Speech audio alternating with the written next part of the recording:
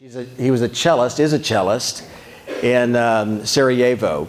And I don't know if you can tell, but Vedran is sitting with his cello on a pile of rubble. This is a bombed out National Library in the city of Sarajevo. I don't know if y'all are familiar with the Bosnian War and all that in the early 90s, but in his hometown was bombed and it killed like 10,000 people in one day.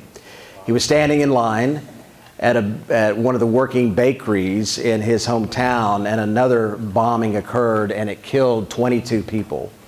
And so he was so upset about the violence, about the destruction, about the senseless sort of killing that was going on in his city.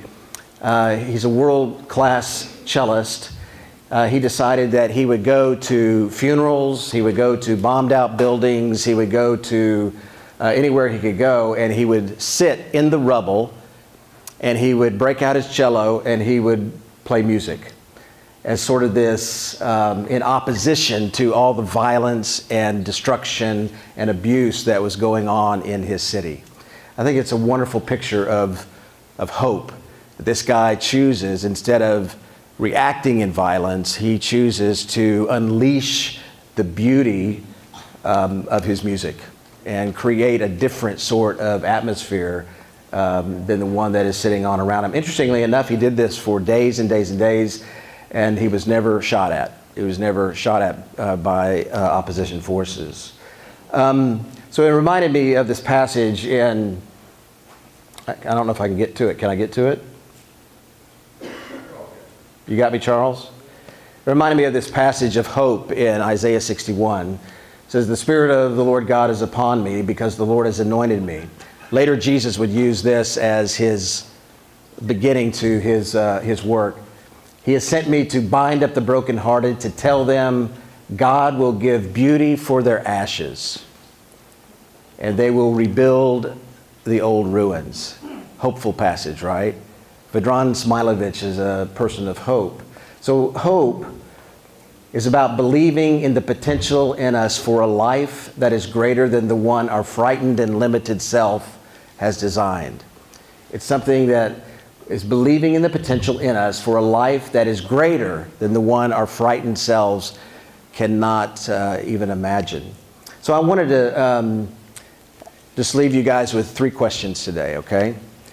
The first question is this: what does the rubble and the ruin in your life look like? Where do you find rubble and ruin in your life, in your world? Second question: if you can think about who is actually sitting in the middle of your rubble.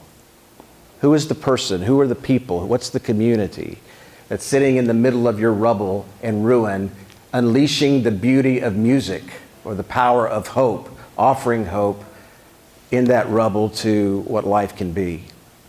And then the last question, and I just want you to think about, is this: and what would it look like for you if you were the one to unleash the beauty of your music, whatever that music is, in someone else's rubble? Because you probably know somebody that is sitting in rubble and ruin. I know I do. What would it look like if we became folks who actually unleash the beauty of whatever music we have in someone else's rubble and to offer hope to them? I think that's a call of a community like this, that we get an opportunity to do that. So, peace to you. Let's dance. Have a good night.